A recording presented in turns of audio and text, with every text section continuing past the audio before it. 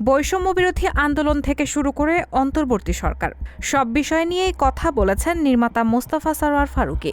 সরকার পতনের পর সম্প্রতি জামায়াত শিবিরের বিভিন্ন কার্যক্রম প্রকাশ্যে আসলে এবার এই আলোচনায় যোগ দিয়েছেন নির্মাতা মোস্তফা সরোয়ার ফারুকী। সম্প্রতি ফেসবুকে এক পোস্টের মাধ্যমে বিভিন্ন বিষয় নিয়ে কথা বলেছেন তিনি। নির্মাতা লেখেন, ছাত্র জনতার আন্দোলনে জামায়াত ছিল না এই কথাটা কে বলেছে কবে? বাংলাদেশের সবাই জানে এই আন্দোলনের প্রথম থেকেই বিএনপি, জামায়াত, বাম দল সহ দলমত নির্বিশেষে সবার অংশগ্রহণ ছিল। সবাই একটা জিনিসই চেয়েছে, শেখ হাসিনার পতন। আর একটু পরিষ্কার করে বলি, শুধু এবারই প্রথম চেয়েছে তা না।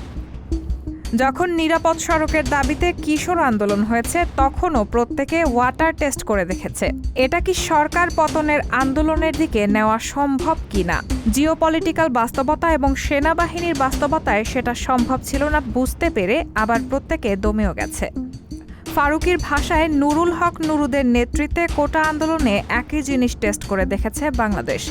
যখন দেখলো এটা সরকার পতনের আন্দোলন হিসেবে সফল হবে না, তখন সবাই আবার চেপেও গেছে।